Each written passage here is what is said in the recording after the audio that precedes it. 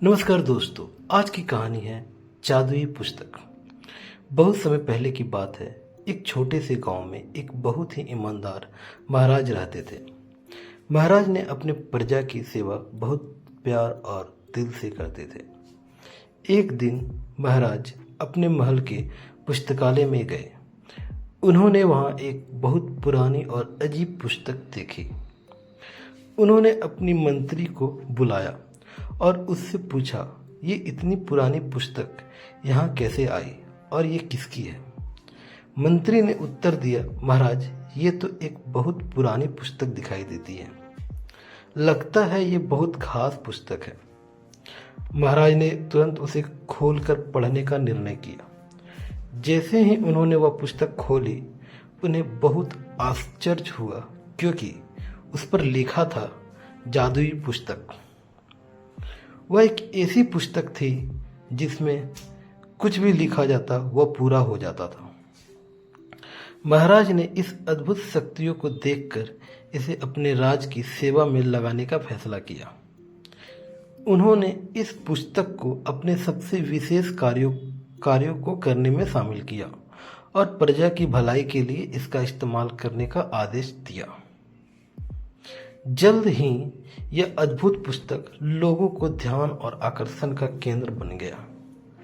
एक दिन गांव के एक गरीब लड़के राजू ने महाराज से इस पुस्तक को देने की विनती की और महाराज को बताया कि वह पुस्तक उसके दादाजी की है, जिसे उन्होंने अपनी सिद्धियों से हासिल किया था। उसने महाराज को एक पत्र भी दिखाया जिसमें इस बात का प्रमाण था कि वह पुस्तक उसके दादाजी की है। महाराज ने राजू को वह जादुई पुस्तक दे दी और कहा, ध्यान से इसका इस्तेमाल करना। जो भी आप लिखेंगे वह सच हो जाएगा। राजू ने पुस्तक का प्रयोग करने का निर्णय किया। उसने अपनी मनोकामनाओं को पूरा करने की कोशिश की और पुस्तक में लिखा, मेरे लिए सबसे सुंदर और भव्य घर बनाने का सपना है। अचानक उसके सामने एक भव्य घर बन गया। राजू को इस आश्चर्यजनक शक्तियों पर विश्वास नहीं हो रहा था। वह उसे और भी कामों में इस्तेमाल करने का निर्णय लिया। उसने सोचा, मैं इस जादुई पुस्तक का इस्तेमाल लोगों की भलाई के लिए करूंगा। एक दिन गांव में भयानक डाकुओं का हमला हुआ। वे महाराज के महल पर हमला करने आ रहे थे।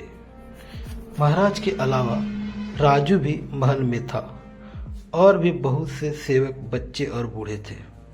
राजू ने भयानक हमले से बचाव के लिए पुस्तक में लिखा, हम सबकी सुरक्षा के लिए समस्या का हल निकालो, और पुस्तक ने हमले का समाधान कर दिया।